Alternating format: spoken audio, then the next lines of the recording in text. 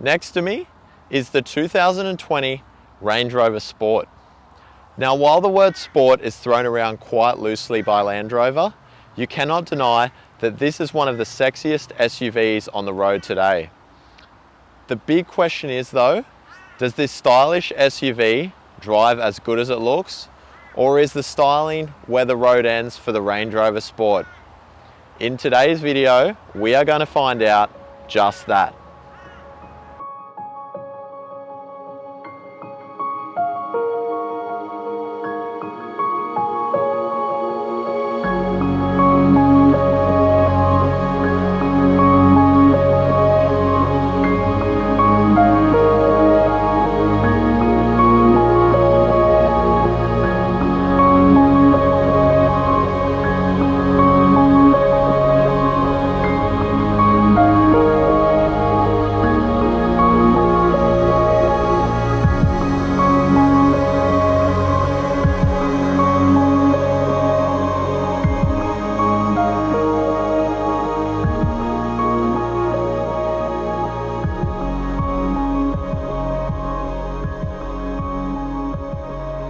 Starting with the front end on the Range Rover Sport, we have these vents on the bonnet here, which unfortunately aren't functional.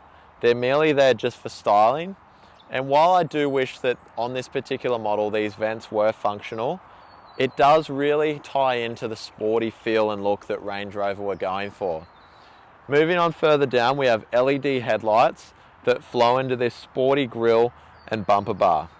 Now, the front end on the Range Rover Sport was heavily updated in 2018, and I must say it was a really big update overall to this particular model, and it just makes the car look so much more sporty and modern.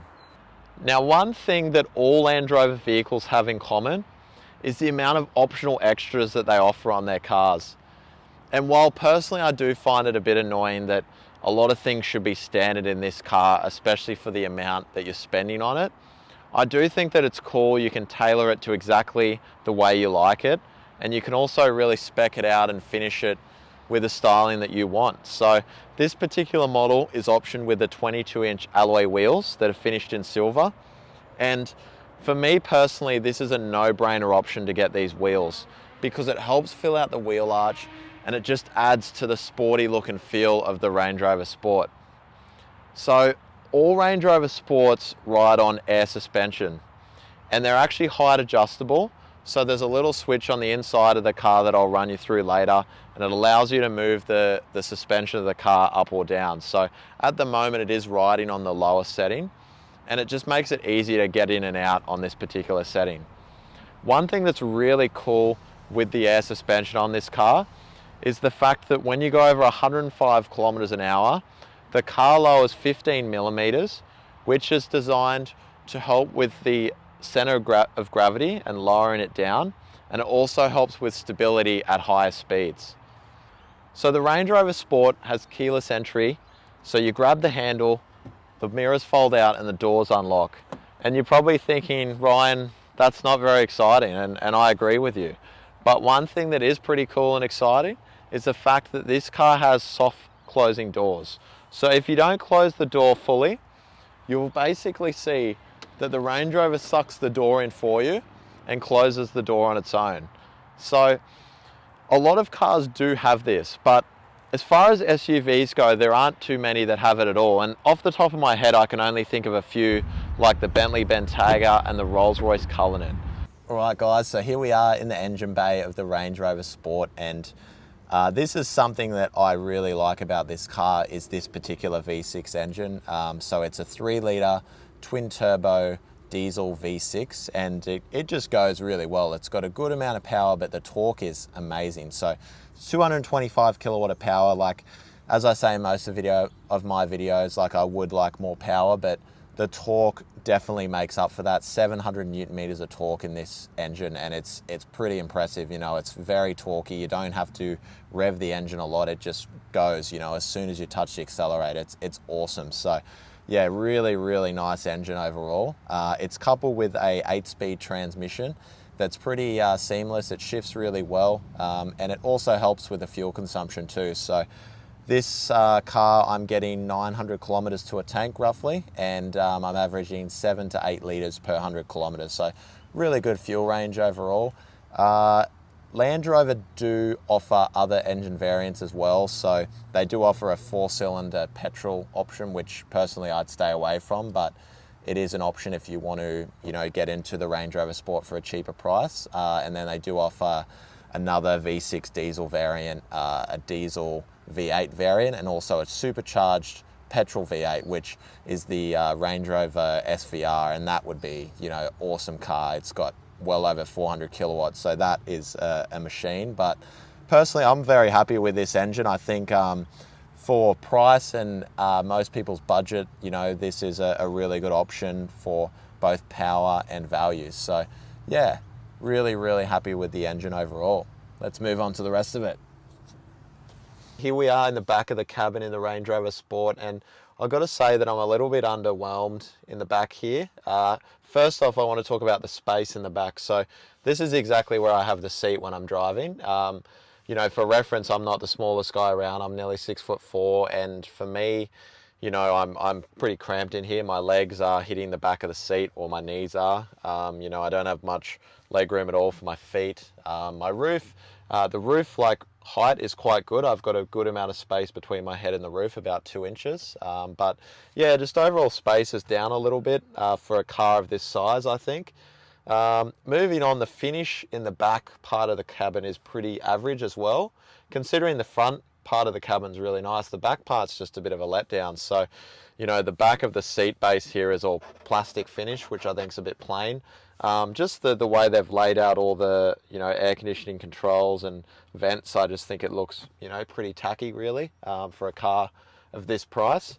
Moving on down, you do have 2 USB ports and a 12-volt socket down here as well. And then you do have a center armrest, which folds down here.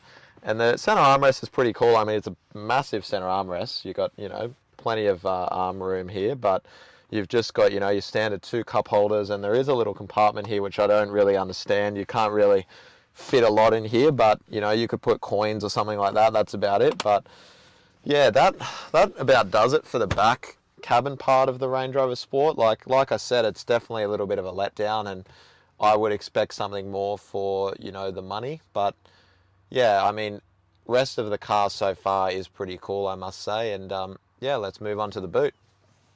So here we have the boot of the Range Rover Sport, and size-wise, I would say that it's definitely a little bit smaller than I would assume, again, for a car of this size. I think the depth is quite good, but all the sides of the boot here are quite filled in, so you just don't get the width that you would hope for in a car of this size.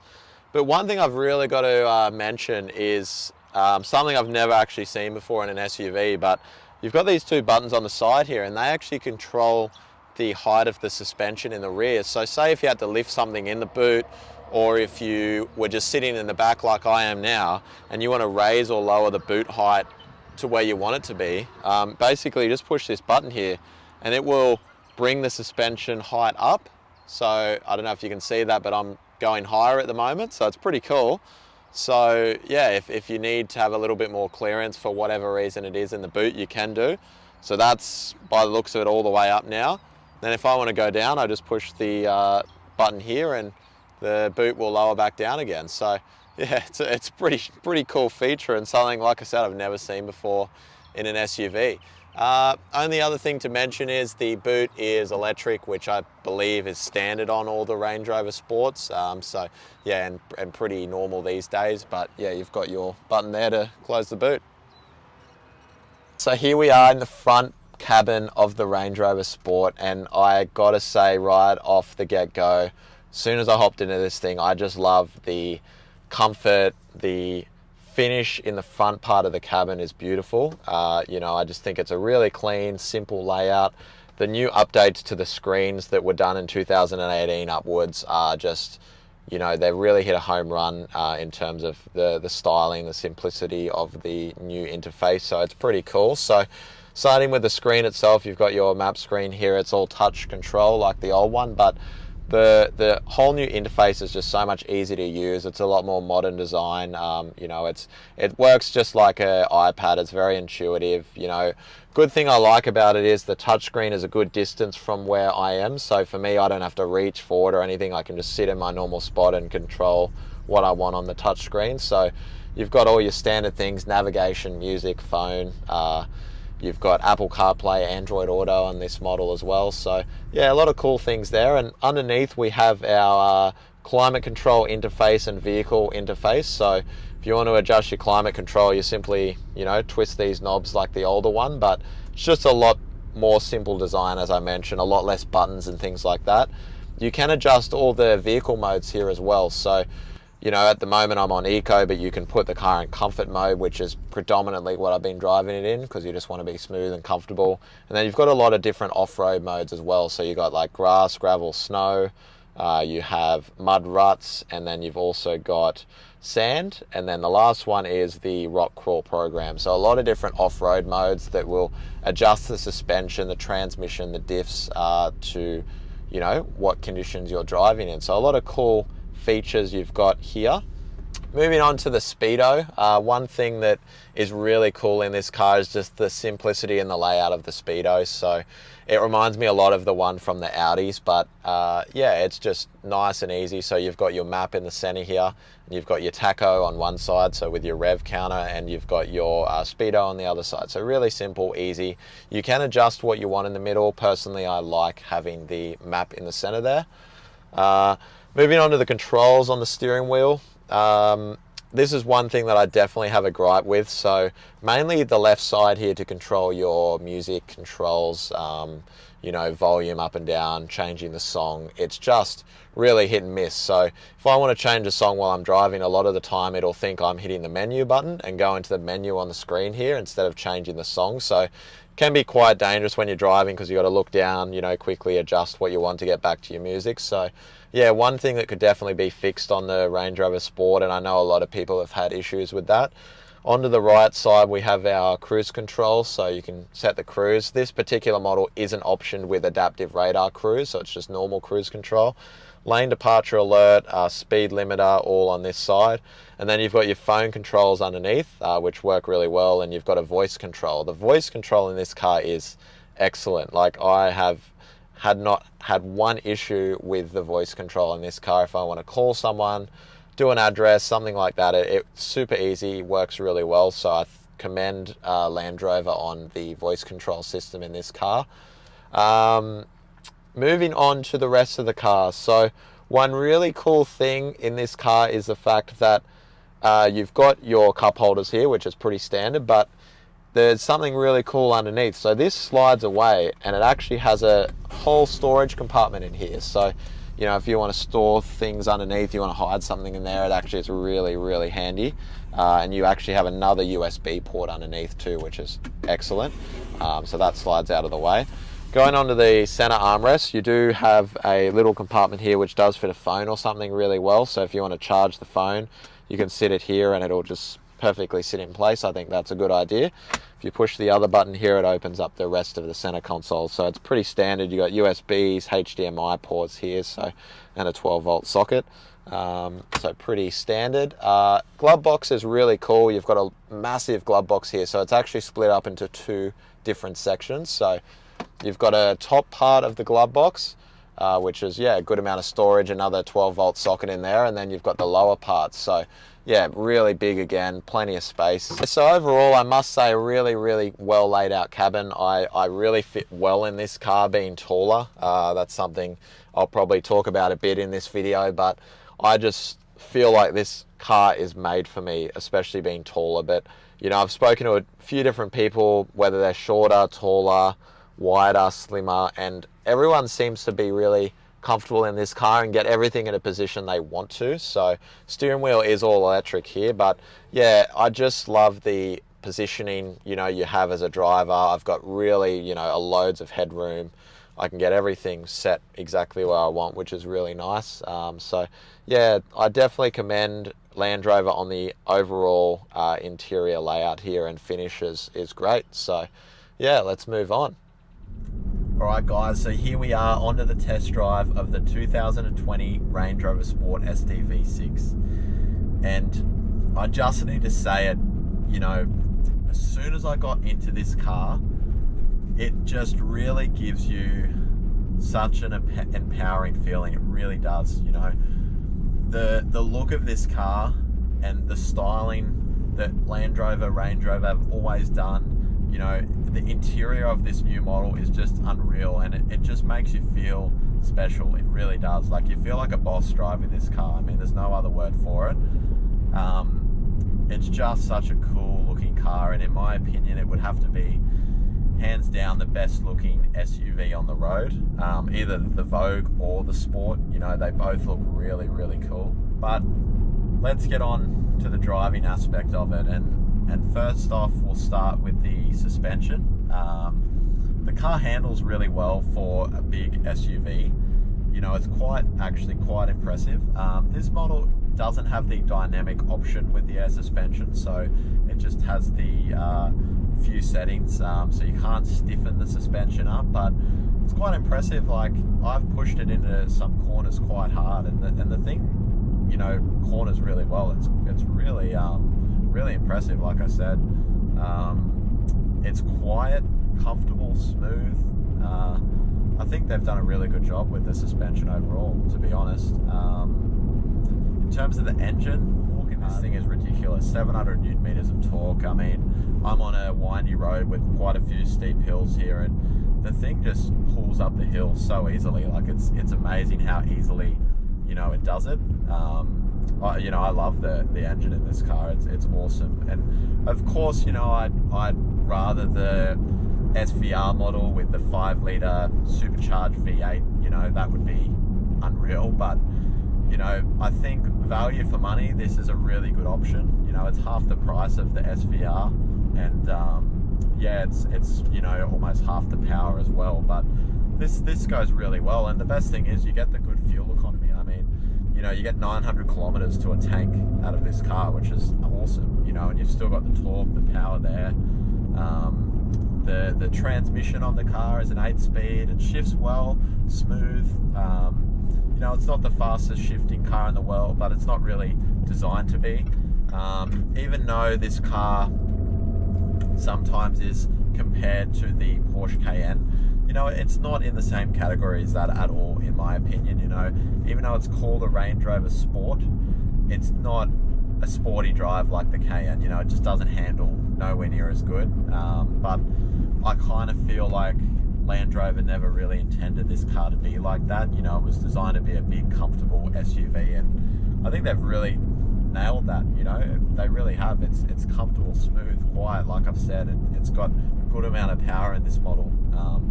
The handling is really good as well. Like I said, the steering input is good. You know, it steers well. It's quite a direct feeling.